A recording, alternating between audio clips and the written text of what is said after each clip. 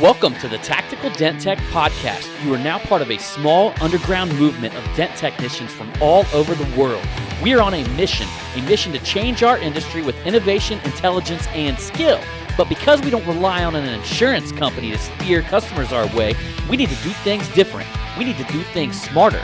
We do that through a network of technicians that we call the Tactical Tech Movement. Now let's get this revolution started. Yo, what's shaking, everybody?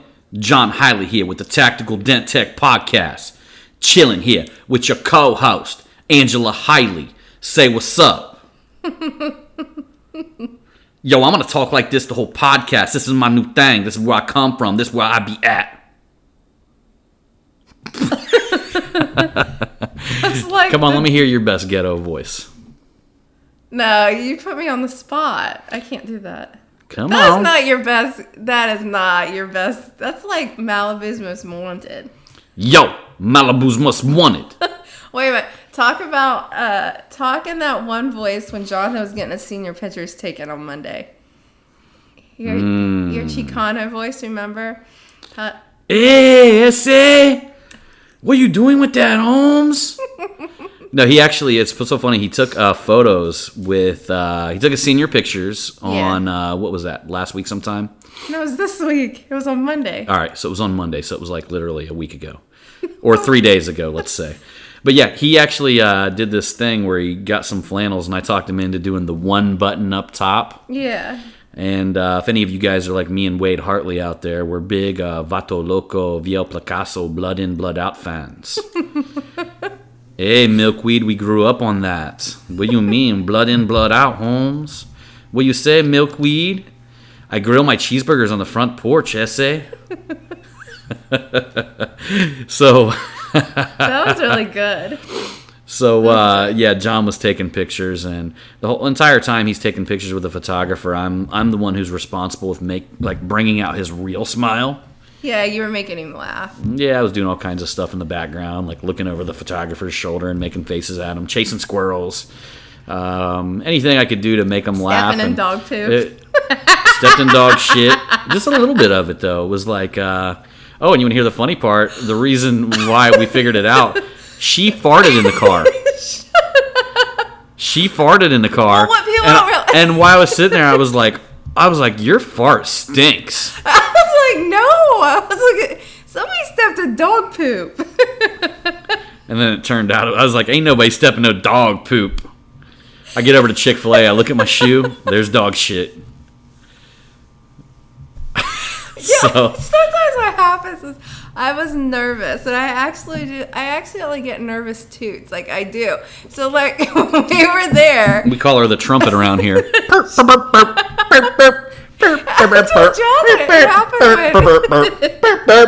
happened when he was, or the morning tubas.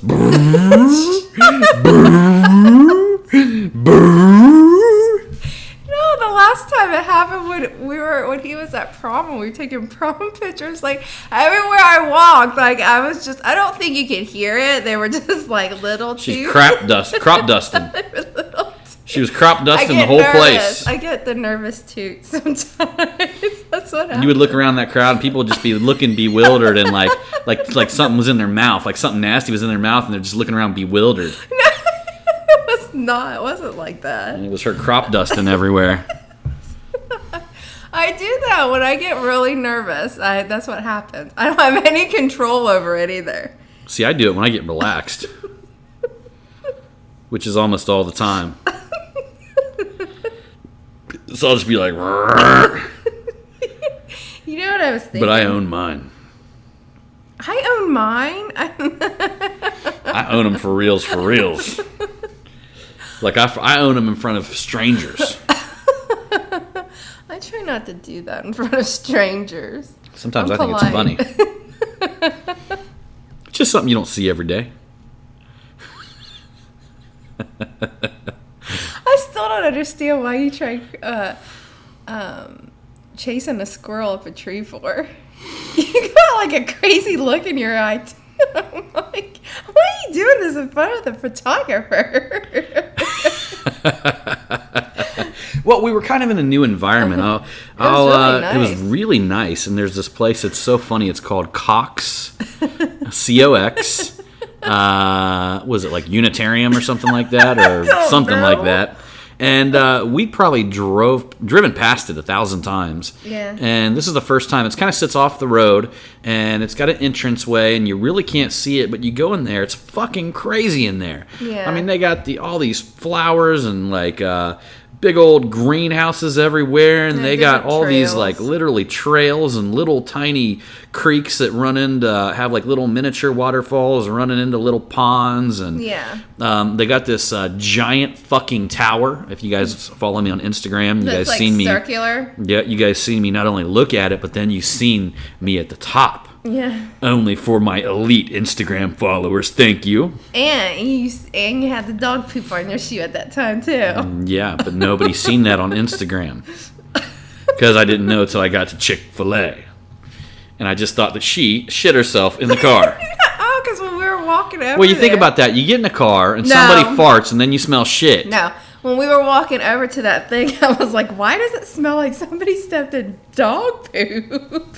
Everybody's checking their shoes. John's like, I never stepped in no dog poop. And then we get in the car. And hey, where are them shoes, by the way? Have you cleaned them for me yet, woman?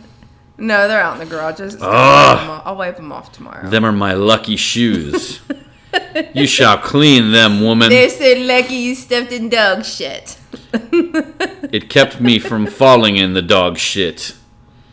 Covered it with its protective rubber sole. Imagine if I did not have shoes on. I would have smashed thou through my toes. That's gross. So technically, they're still my lucky shoes. Yeah. All right. Because So you only stepped in a little bit of it, not a whole bunch of it. just a little shit, you know? Just a little shit. Oh, my. That sucks when you step in like a big pile of dog shit. I would just throw my shoes away and be like, I'm gonna get me a new pair. You ever remember stepping in like a big pile of dog shit? Yeah. I mean, it gets all over the edges and everything. I think that just happens when you're a little kid. You step in dog shit. Yeah. We used to always have dog shit fights, throw them at each other. No, you're just messing with me. No, there. it patties up like snowballs. That's disgusting. Yeah. That's disgusting. You did not do that. That does not sound like something John Hiley would have did. We're just going to keep you guys wondering forever. John Hiley did not do Did that. John Hiley have dog shit fights when he was a kid? No, he did not. That's so fucking savage. Throwing dog shit at each other. That's gross. One time I put a rock in one. No, you put a rock in a snowball and threw it at Oh, that's what they're called, snowballs. I was in snowball fights. That's right. Not dog shit. That's what you did. Did somebody say something like that would hurt a little extra hard or something? Yeah, I do. I did that to one of my buddies where I stuck a rock in a snowball. Have any of you guys done that before? Because a snowball literally all of a sudden like claims accuracy when you do that and just popped him right in his mouth. And it was one of them things. You ever get in a snowball fight with people and for some reason you'd be right in front of them and you throw the snowball and you fucking miss them? Uh-huh. Well, that's the type of luck I was having that day. And Until you stuck that I rock was in just there. so mad about getting hit with snowballs and not being able to hit anybody. I seen a rock down there on the ground and just picked it up and was like, dun, dun, dun. I'm like, I'm going to fuck this motherfucker up. Put it in the snowball, threw it at him, whack, shellacked him right in his mouth with it. Did his lips start bleeding Yeah. or anything? It did. Yeah. Didn't you say like a piece of ice must have got stuck in it? I think I actually had to allow him to shoot me with a BB gun after that. Oh, really? Like retribution or whatever. Oh. You do that shit when you're kids. I guess. We used to do this thing when we were kids. We would knock each other out. John, that's not very bright. It was actually kind of cool. Something's not right with the male species there when you guys are younger. Hey! You guys ain't thinking or something. Something's not clicking up in there. We didn't have nothing to get us high, so we started knocking each other out. Oh my god. No, in all honesty, it's so weird. It's like you got to breathe hard, and if you cross your arms like over your shoulders and take your hands and kind of like grab your shoulders and make an X like right in front of your chest, and you breathe in really deep, and somebody grabs you in a bear hug and squeezes with all that breath in you, you will fucking pass out. So we used to do that. We used to just like... That doesn't sound like fun. Yeah, it wasn't too bad. Something to do. Hey, we didn't do it because it was the thing to do. Oh my God. We did it because it was a thing to do. You know, you dig? I don't dig on that one. All right. So, anyhow, let's get to the original premise of this podcast. Oh, you're in church. The original premise of this podcast is... You guys may remember on some of the previous podcasts, I talked a little bit about energy vampires. But I want to give you guys something that I've kind of, let's just say I've stepped my filter up a notch. I want to talk a little bit about that because during the last podcast, we really talked about a lot of folks that would literally, or let's just call them, actually, they were time vampires. They were literally stealing time from you, taking time, which is energy, taking time and stealing it from you. And you guys, all of you know somebody that has done this to you, whether it is a client, like a real needy client who wanted to like suck up all your time possible. He wanted everything, or she wanted everything delivered over the moon, but didn't really want to compensate you or give you anything in return. So meaning that they were just trying to take, and give as little as possible. Well, that is an actual type of person. But something that I've been paying attention to lately, as many of you guys know, I talked about in some of the previous podcasts, I've been listening to quite a bit of Ralph Waldo Emerson.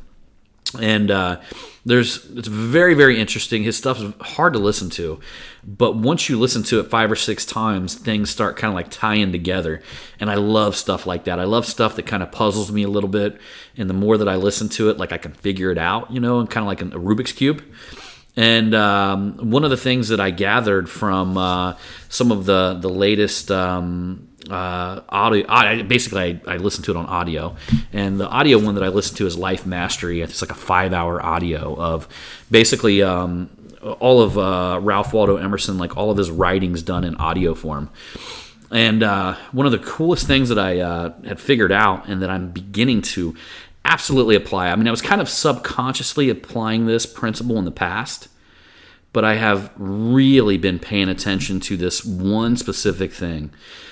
And it's not how, or not what people say, or how people say it, how I feel after my dealings with them. Mm-hmm.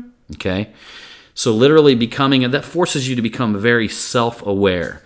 And what I mean by that is, I mean, you guys have ran into somebody in the past before, right? And literally like started chatting, started talking, right? And whatever, had a conversation and then left. And that entire time after you leave, you're just kind of pondering that conversation. Yeah. A lot of times you might think about the words that were said. You might think about the things you said, the things you should have said, the things they said. And in all honesty, it's just kind of like you're replaying what was said in your mind. Well, I tend to like, at this point, and I've been doing this subconsciously for a long time, but I really truly feel that, you know, after reading more of, Emerson's writings, that I am much more self-aware of just stepping back and saying, how do I feel? Yeah. You know, how do I feel after this interaction with this individual? Because 100% of the time, your gut feeling is going to be accurate. Yeah, absolutely. You know, the only time that we end up getting ourselves into a mess or caught in a bind or whatever, in a pickle is when we go against our gut feeling on something. Yeah. When we try to force something into play that doesn't feel right. Yeah. And I'll tell you, I mean, I want to call them, you know, I called the first podcast I actually, we talked about time vampires. I want to call these folks energy vampires. Yeah. And some of the things that I do, like, and they won't always surface at the beginning. That's the interesting thing. Sometimes it takes a little bit of a time for them to actually surface. You may see little snippets of them being an energy vampire when you're first dealings with them. Mm-hmm. But there's certain types that are kind of like, they understand that and they shapeshift a little bit. And they become something different and then slowly go back to what they were, or your first initial feeling about them, if that makes sense, right? Mm-hmm. So they try to kind of like ensnare their victims, per se, okay? Yeah. And in all honesty, I'm not being judgy at all, because this, in a sense, could be something that they don't even do on a conscious level.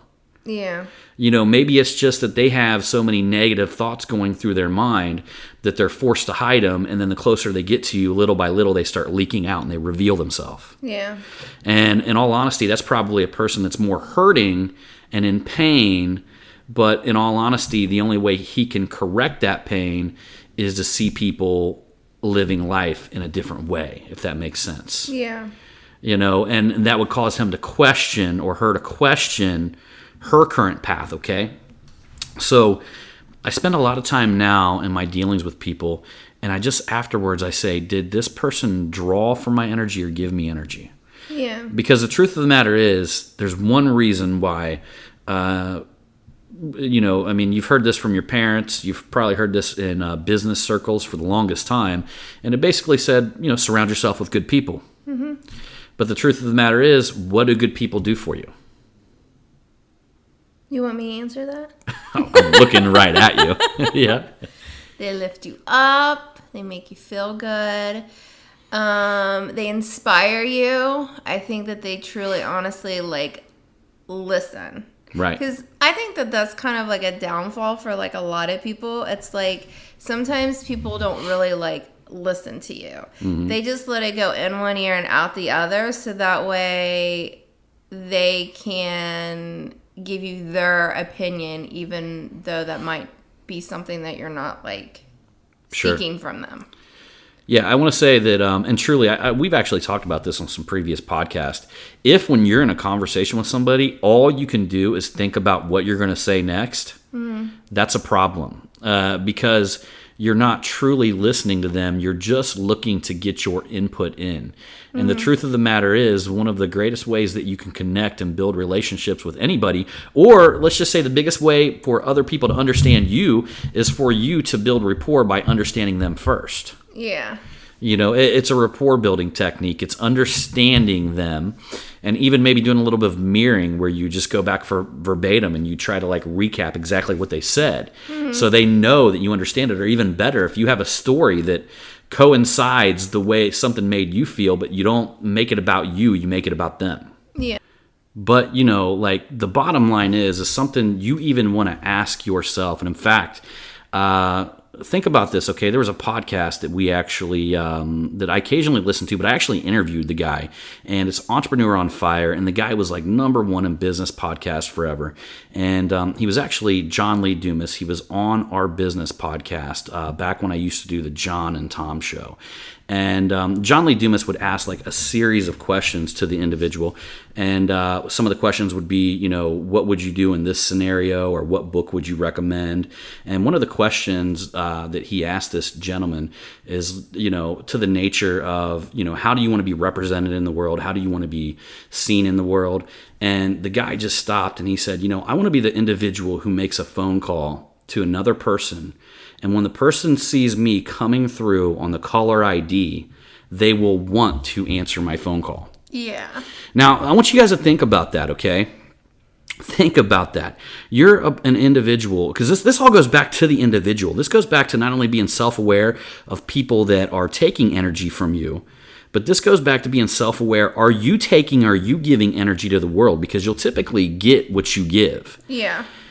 And, are you an individual that when they see your phone call coming in, people will want to pick up the phone call and actually answer the phone when you call?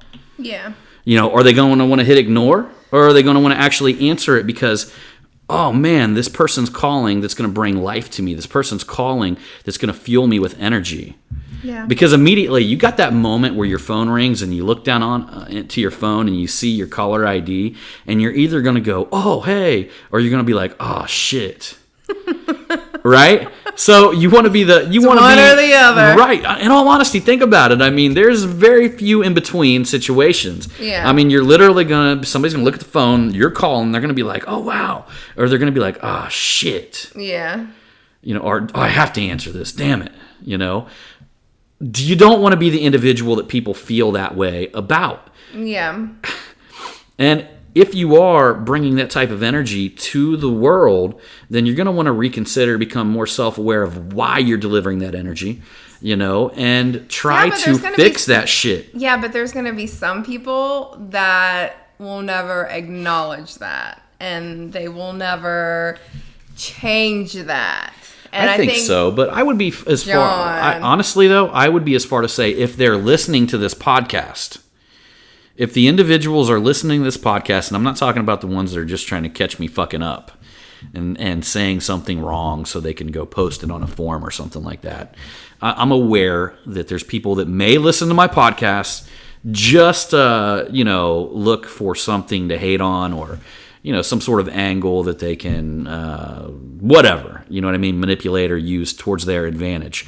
But that being said, the majority, 99% of the people that listen to this podcast, if you've been listening to it for this long, you're probably open to self-awareness and you're open to self-examination. I'm not talking about the people that listen to this podcast. I'm talking about one certain individual. Hey, I'm fighting for my listeners here. I'm talking about one certain individual. I know who you're talking about. Yes. I'm not going to bring it up unless she brings it up. I'm not going to bring it up. They probably already know. Oh, my mom. Oh, I pray every night and I ask the Lord to help me with this situation. A lot of people have that with family. I know. I mean, it's not uncommon to I know. look at, because family, they tend to, this actually, I was talking to a guy that was in our mastermind group the other day, and he had a similar situation, and it was something kind of spiteful that, I'm just going to try to be as vague as possible, that his mother or his father would say. Yeah. And, it was something spiteful, like little jabs here and there. Yeah. And you could tell that it bothered him. And, we talked about it, kind of cleared the air, whatever. Yeah. We cleared the karma in the room. But,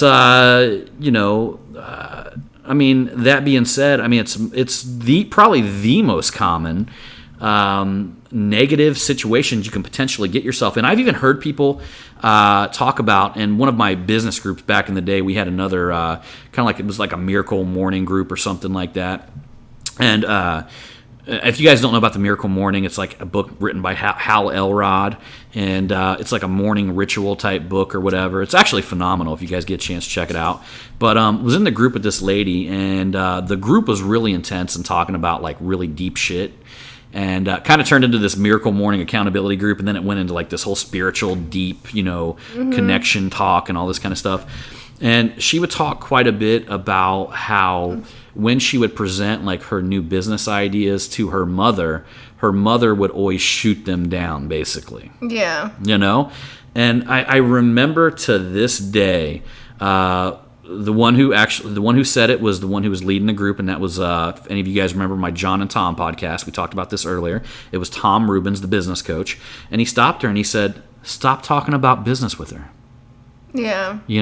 Stop going down, and even if she brings it up, casually change the conversation. Yeah. Turn the conversation into something that you can keep it won't simple. Go Yeah. to that level. I mean, there's some people you got to hide parts of your life from. Oh, I know, because like they what it is they'll never understand, or they will never acknowledge you in that light. Yeah. And for some reason they perceive you as being this type of person, and that's it. Yeah, my mother, for instance, God bless her soul. You guys know she passed away a few years ago. Has it been a year? It's been about a year ago. She passed away last September. I'm horrible with dates, as you can see or you can hear. A few years ago. She passed away last year. Would have been last September, yeah. Yeah. Okay, well, I'm horrible with dates. Apologize. But that being said, she was, I loved her to death. I mean, she was very hilarious. But she had these interesting things about herself, and she always could get underneath people's skin, like my brothers and my sisters. She could always get under their skin, but she could never get under my skin. No, because it's really hard to get under my skin, Yeah. Especially little slight comments and stuff like that, And, I just remember, like, she was, her name was Nidra, and I nicknamed her Negative Nidra. Because any idea that you brought up, you would say something like, I'd be like, hey, Mom. I'd be like, wouldn't that be cool to win the lottery? And she'd look at me and she'd be like, well. She's like, then you'd have to worry about people kidnapping your kids. And, it could be anything that you were talking about. Like, hey, Mom, this parfait is good. Well, until you eat too many of them and you get fat. Right? And regardless of what it was, she always tended to find the negative perspective. And I thought it was kind of hilarious. Like, I started kind of like playing a game with it, and... But I think what it was the stuff that she said. Like, the stuff that she said, I don't think it was like something that would like really like intentionally try to hurt you, because whatever, it was like silly stuff that came out of her mouth. It was never something that would really kind of like cut you to the core. Now, if you look at my dad, on the other hand, which is, many of you guys know I was adopted by my grandparents. Way earlier podcast. But this is I was literally adopted when I was like 6 months old by my grandparents. So I've always called them my mother and my father because they adopted me when I was basically a baby. And they actually had me when I was a baby. So they adopted me when I was 6 months old, but they kept me, from a baby. Like, him and her are all that I ever knew, right? And all that I ever remember. But, interesting thing is, my dad was the exact opposite. Like, he would light up a room when he walked in, and you always felt positive after dealing with him. Like, everybody in town loved him. It was the weirdest combination of people that, look, like, I look at this, and you guys know how we do things. We do some crazy shit, but I look at the things that they were doing back then, and I'm like, this was really interesting. Like, he would literally be in his garage, and he spent all the time in his garage. He was one of them. He was like a man's man. He came in when he wanted to. He went and done his own thing. He never asked permission to do shit. He just done what he wanted to do. Yeah. Right? And she was okay, like an old school woman. You know what I mean? And she'd get pissed off and get mad at him if he head off and took off downtown, and went to the bars. She would get mad at him. He'd do that occasionally. But she'd be over it within a couple days, and it's not like today when everybody's like ready to get a divorce over some dumb shit like that, right?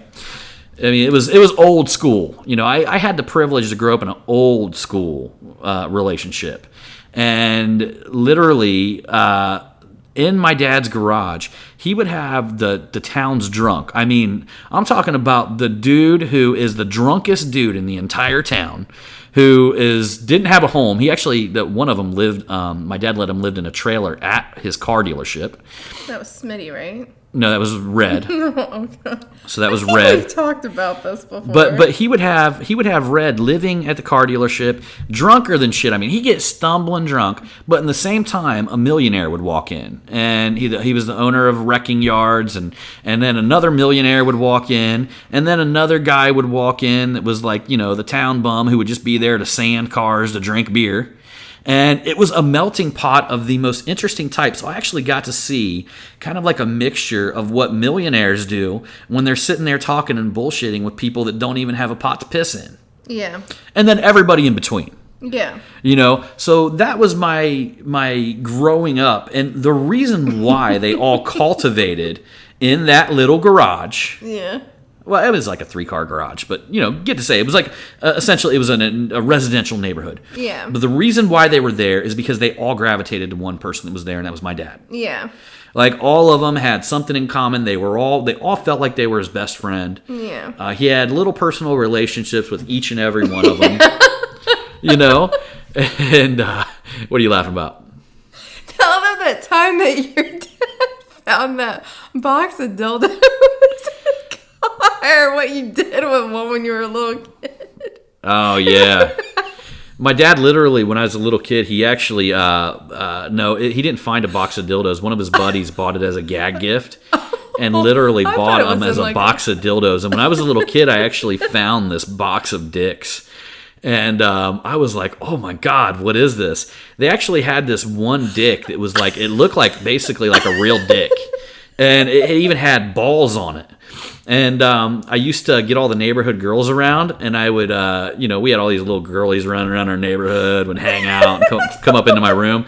I would actually like go hide and put it and zip it up in my pants. Like if you could imagine, like there's this dick, and I've got the zipper zipped it up, because geez, my dick, I wouldn't want to, I wouldn't want to go run around showing that thing off compared to this thing.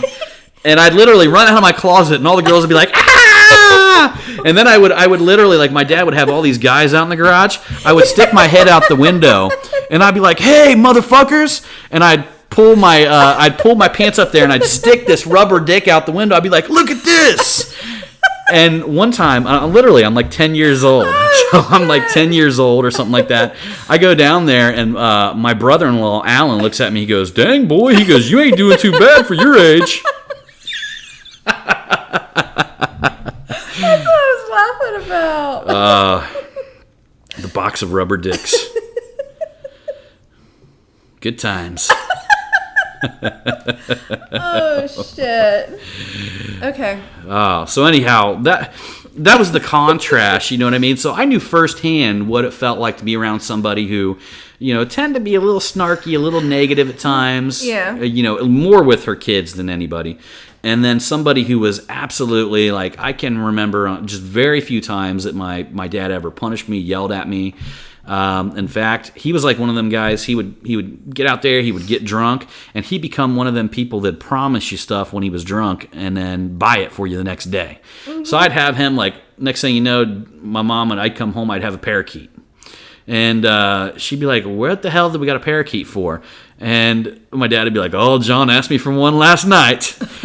Next day, I'd have a skateboard. Oh, John asked me for one next night. Next day, I'd have a wiener dog. Oh, John asked me for one last night. You really did have a wiener dog? Yeah, we had a wiener dog. She gave it away, told me it ran away, and gave it away later. That's what would happen. I would get this shit, and then my mom would find a way to give it away to somebody. Like, it would be with me for like 2 weeks, and then it would just flow through this cycle. Next thing you know, I don't have a parakeet anymore. My grandma's got a parakeet. Wait a minute, what'd you...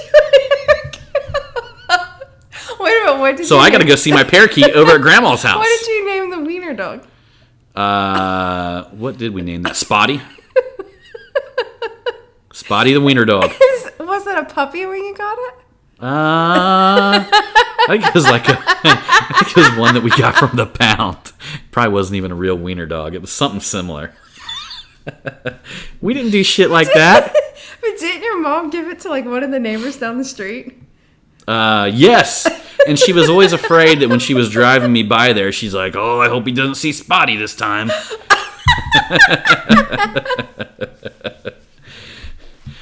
But you know what I mean? Like, not to go off in a huge riff on this podcast. I know hilarious. That was, but I've got a firsthand look at that, in both aspects and both feelings. I mean, and when it comes to family members, I just don't think there's any group of people that's weirder than my family. Yeah. I've got a really oddball bunch. Yeah. Yeah, you do. Yeah, like especially on my mom's side, which are her kids. I mean, they oh God, I hope they don't. No way they listen to this podcast. Well, I have weird family members too. Yeah. Yeah. Yeah, your family member Wayne. Oh, Wayne. He's got a lot of mental problems. Yeah. That's the thing, though. He lives in a group home now, which is like the best place for him. But yeah. Some of the stuff he did, though, it was, yeah. He was like one of them kids. Chris Rock had a skit back in the day. And what was it? He said every family has that molester uncle. He wasn't. No. He's like, no. Everybody's like, that. everybody's no, like, where are the kids? Where are the kids? They with Wayne? Get the kids. Get the kids. They with Wayne? No. Get the kids. Oh, that's it. Walk it off, kids. No. You knew not to go hanging around Wayne. No, I feel like Wayne had like, what would be the right way to say Personality disorder. Yeah, but it's like he got stuck at a certain age. Ah. What do they call that, though? Is that your mentality? Amnesia. No. It's like he had he was stuck at the age of like 18. Ah. Maybe like 16, 18 years old. That wouldn't be a bad age to be stuck at. Yeah, but, when you're a grown... Well, let me ask you a question. If you were stuck at any age, where would you want to be stuck? I like the age that I am right now, though. That's what I was going to say. I don't want to be like John. I wouldn't want to be 18. I kind of like the idea. I mean, I think if... Or like in my early 20s. What age? I mean, don't you feel like a lot of people at a certain age, they stop learning and they start, I don't know, seeding into like core beliefs about everything or something like that? Because they always say, like, don't try to change a 50-year-old man's point of view at this age, I mean, stuff like that, right? I don't know. I honestly think that, like, I'm 39. You'll be 39 here in November. I'll be 40 in March. I really like this age because I really like who I am and where I'm at. Yeah. And I hope I never get to a day where I'm actually stuck in a box of beliefs. Like, you know what I mean? Like, to me, that is not a fucking way to live. I don't think I'll ever go that route. No. I really don't think so. But that's almost like a nightmare to me, to be stuck in a box of beliefs and essentially taking what everybody else believes and accepting it as truth rather than sitting there and pondering, is it truth? I think what it is like something that I'm enjoying right now is I'm enjoying the environment that I choose to be in. Yeah. Do you know what I'm saying? Yeah. Yeah. I think always keeping, because you're always growing and you're always evolving, your mind is. But as of like standards, do you know what I'm saying? Mm-hmm. Like I'm enjoying that right now. It's kind of like when the photographer asked us over that, she's like, hey, you guys going to any Halloween parties? And I'm like, well, not quite, but maybe we'll have some Ovaltine before we go to bed tonight. And you never know. Perhaps tomorrow we'll, little Home Depot. She even said, she's like, wow. She's like, Ovaltine kind of sounds kind of good. I haven't had that in like ages. And she's like, do they still make that? I'm like, I have no idea. If things get fucking crazy, Alka-Seltzer. That's when it's going down. It's going down. I did an Alka-Seltzer. Stayed up till 10. Yeah. Like when you have heartburn and stuff like that, That's what you drink an Alka-Seltzer for. That's me and her feel like a champ now when we stay up till 11 o'clock. Well, I think last weekend, we were up till midnight, and Jonathan was pretty surprised that we were still up. That's because we watched that. What was that movie that we watched? It was like really good. It's a series of them. They're from that lady. Fuck if I know. The lady that wrote the Harry Potter. Hello, Potter. Oh, I forget what it is. We watched the second one, but I need to rewatch that because you have to like really be in tune to watching that. You can't just like look away and do something. Like you have to give it your full attention because there's unfortunately, so many. I fucked off and I fell asleep and all kinds of shit, and I don't even remember half of it. I was just like, oh my god, this would just be so awesome to have like one of the magical wands, and you'd be like, poof, be gone. But although I fell asleep, poof, be gone. But although I fell asleep, I woke up again and stayed up till midnight. Yeah, you took like a little cat nap. What happened to me? Every day I do this thing called the most important task. So I identify what is the most important task. If I did that one task, it would make me feel accomplished for the whole day, okay? Yeah. So every day, 7 days a week, I identify the most important thing that I can do that day. Yeah. That if I only got that one thing done, and this thing can only take, it could only take 25 minutes to an hour. Yeah. But if I accomplish this one thing, I'll feel that the entire day has been an accomplishment. Yeah. Well, fuck. It was 11 o'clock, and I was laying in bed and realized that I did not accomplish my task. And I have an accountability partner. Yeah. So, which I recommend that if you guys don't really understand the concept, it's crazy when you get an accountability partner, like somebody who you check in with and let them know. And our key thing is that every day this important task is executed on, right? Mm-hmm. And I sent him a message, and I'm like, hey, look, I didn't accomplish it today. Sorry, blah, blah. And I literally ate a fucking tub of tiramisu, like a tub of it, okay? 20 ounces, I think. Mm-hmm. So he messages me right back, which is rare because he's like a multimillionaire, and he's normally just doing crazy shit on the weekend, like flying helicopters and all this kind of shit that he does. But he messages me right back and says, why? Oh, the fucking why. I could have sat there and wrote, what a lot of people do. This pisses me off, too, because I am actually, I keep some people accountable, too.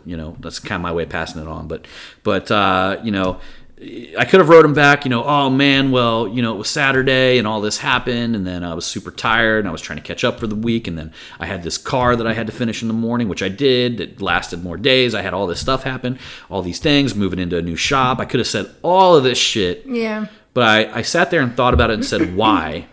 And yes, I did have time to do it. There was time in my day that I squandered on something that I could have done that. So Yeah. what did I do instead of answering him at that moment?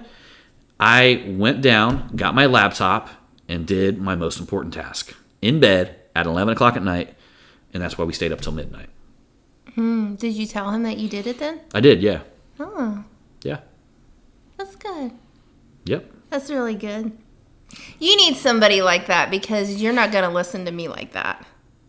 Right. You're not going to listen to your Well, wife like that. In all honesty, it didn't really have anything to do with, I'm sure if I would have told him, he would have just been like, oh, okay, man, we'll have a good night, you know? Yeah.